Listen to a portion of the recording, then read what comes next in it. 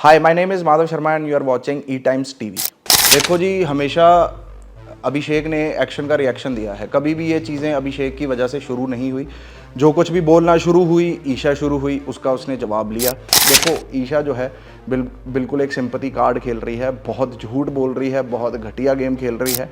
And रही बात criminal की, इसका भी मैं बिल्कुल अच्छे तरीके से क्लियर कर देता हूँ। जब विक्की ने रिंकू जी के साथ बैठ के बोला था कि अगर अंकिता पे बात आएगी, मैं इतनी पावर रखता हूँ कि मैं उसको मरवा दूंगा, तो आप खुद ही डिसाइड करें कि कौन क्रिमिनलों वाली बातें कर रहा है और कौन क्रिमिनल है। तो विक्की और अभिषेक की लड़ाई हो रही थी, समर्थ बीच में आ गया, ईशा बीच में आ गई, अरुण बीच में आ गई। बिल्कुल ऐसा नहीं होना चाहिए। ये जो ईशा और समर्थ की थोड़ी सी जो गेम है, बहती गंगा में हाथ धोने वाली गेम है, इनका अगर इनको पर्सनली देखा जाए तो इनके पास कुछ है ही नहीं।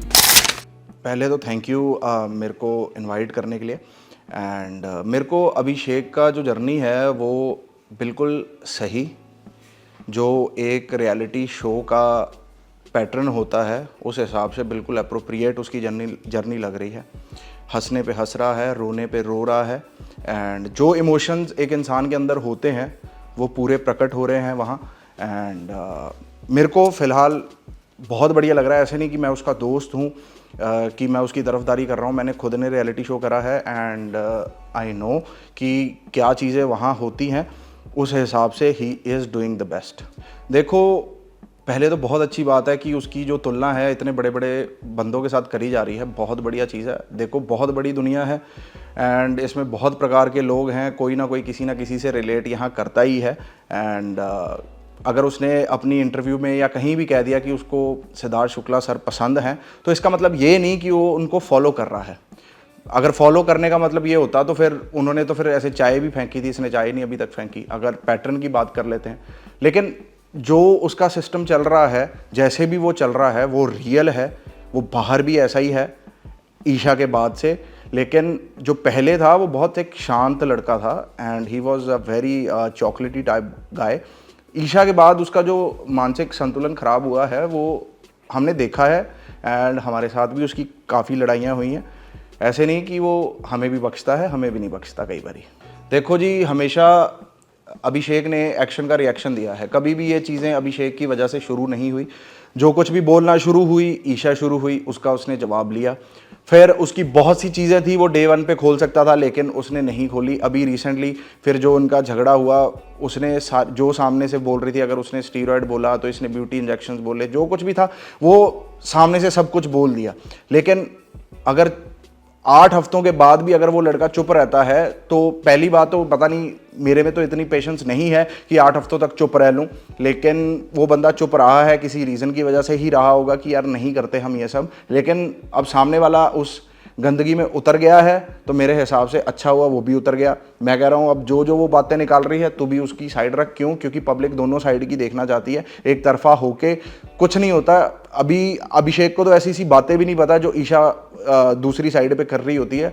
मैं चाहता हूँ कि वो साइड भी एक बाहर आए, बिग बॉस ऐसा कुछ टास्क करे या कुछ करे जो ईशा ने वहाँ पे बकवास करी है वो अभिषेक को दिखाई जाए और अभिषेक उस पर क्लैरिटी दे। हमें तो क्लैरिटी पता है, लेकिन जब तक अभिषेक नहीं बोल रहा एंड जब तक उसको चीज़ें पता चलेंगी तब वो उसकी दूसरी साइड भी बाहर आएगी। देखो, ईशा जो है बिल्कुल एक सिंपैथी कार्ड खेल रही है, बहुत झूठ बोल रही है, बहुत घटिया गेम खेल रही है।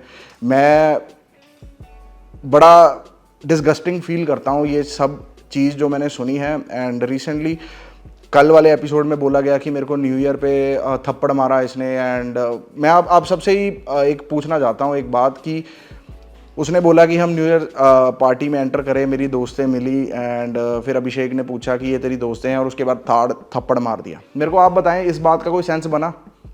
कोई सेंस नहीं बना। अभिषेक का जाके अभिषा व्लॉग्स देख लें, न्यू ईयर्स ईव की पार्टी देख लें। वो बहुत अच्छे दोनों एक्टर्स थे एंड बहुत बड़े शो के, अच्छी टीआरपी वाले शो के वो बंदे थे। अगर ऐसा कुछ हुआ होता तो उसकी ज़रूर ब्रेकिंग न्यूज़ बनती और दुनिया में चीज़ें आती हैं। मतलब मैं भी पंजाब में ही रहता हूँ, चंडीगढ़ मेरे से ज़्यादा दूर नहीं है, लेकिन मैं भी एक इंडस्ट्री का हिस्सा ही हूँ। ये खबर मेरे तक तो पहले आ ही जाती, लेकिन ऐसा कुछ नहीं हुआ।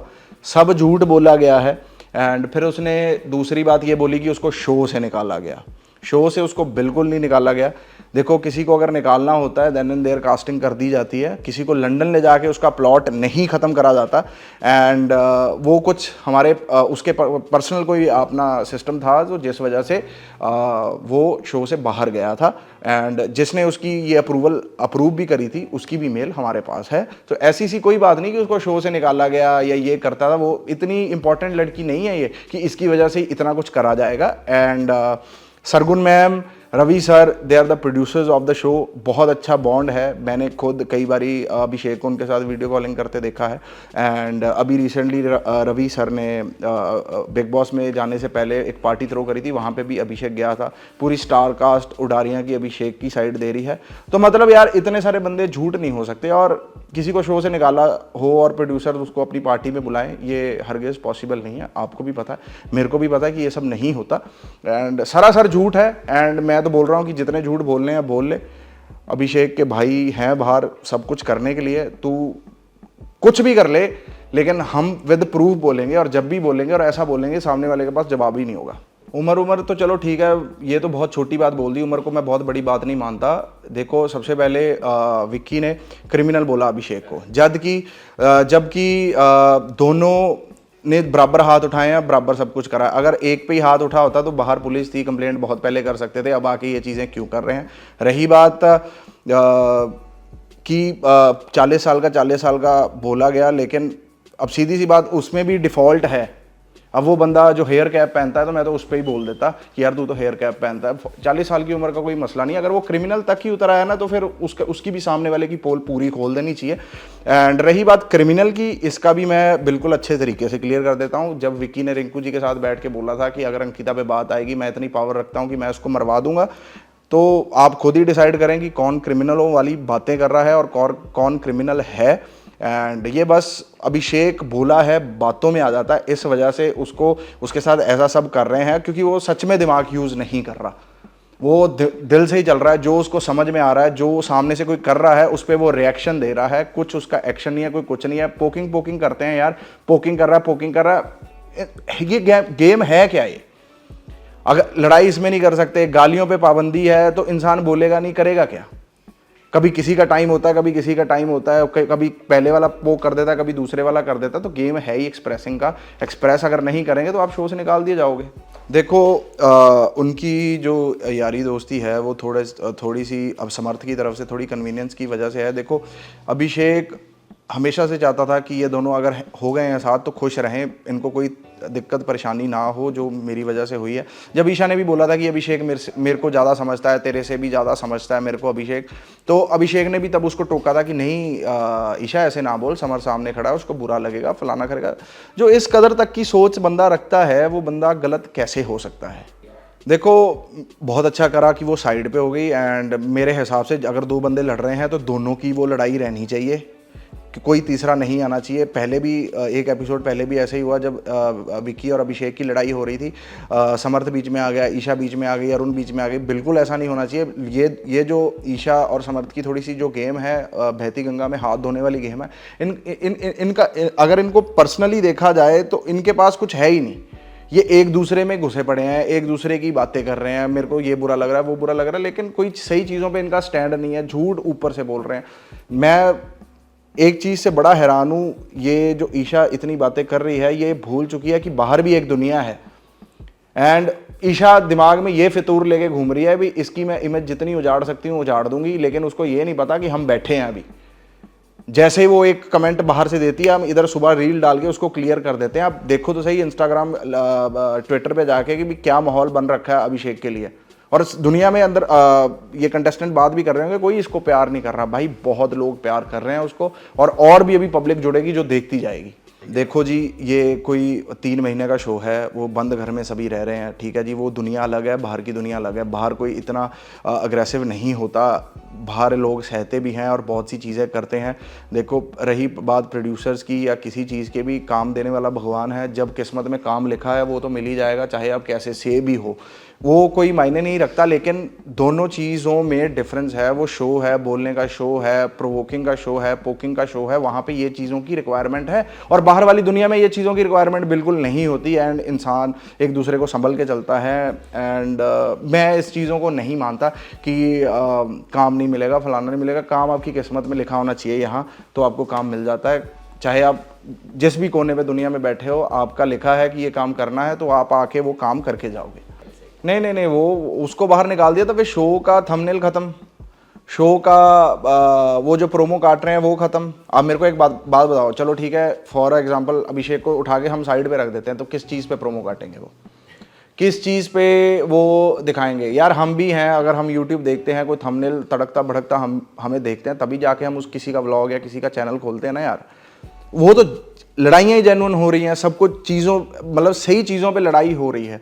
अभिषेक तो कहीं भी नहीं जा सकता। बस अपील हमेशा करते हैं, आज भी करूँगा, कि प्लीज़ अभिषेक को वोट करते रहें जब जब भी वो वोट आउट होता है। लेकिन जहाँ तक कि मेरी अंदर की फीलिंग है, वो बाहर नहीं जा सकता। वो शो जीत के ही बाहर आएगा, ऐसे बाहर बिल्कुल नहीं आएगा वो। देखो, लड़ाइयाँ जो होती हैं वो घर तक ही रह जाती हैं। मैंने बहुत बड़े बड़े बंदे भी लड़ते हुए देखे हैं घर के अंदर, लेकिन बाहर जाके ये आफ्टर पार्टीज़ में सब जगह इकट्ठे हो जाते हैं।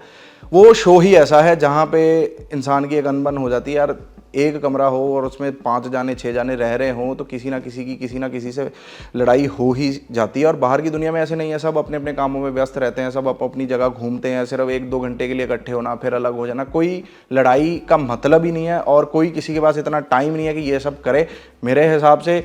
एंड सबको बाहर निकल के अपने अपने कामों पे फोकस करना है। जितना स्टेप आज लिया है उससे डबल स्टेप अगले साल तक होना चाहिए। इसी पे फोकस दुनिया का ज़्यादातर रहता है। कोई लड़ाई लड़ोई नहीं होगी, जो हो रहा है शो में हो रहा है, शो सही है। अगर उसको मारना ही है, बाहर क्या मारना, फिर शो पे ही मार के निकल। मेरे हिसाब से जो मर्द होता है, फिर जो बोलता है वो फिर करता ही है। देखो जी, फैंस सेलिब्रिटी के होते हैं, स्टार्स के होते हैं। हमारे तो भाई हैं, ये हमारी फैमिली है। इनकी वजह से मैं शुरू से बोलता हूँ, आप लोग हैं तो हम लोग हैं। प्लीज़ ऐसे ही सपोर्ट करते रहें, ऐसे ही प्यार करते रहें। बस आपकी वजह से ही हम बहुत आगे निकल गए हैं और आपकी वजह से ही हम बहुत आगे जाएंगे। बस ऐसे ही प्यार करते रहें, सपोर्ट करते रहें। That's it, thank you.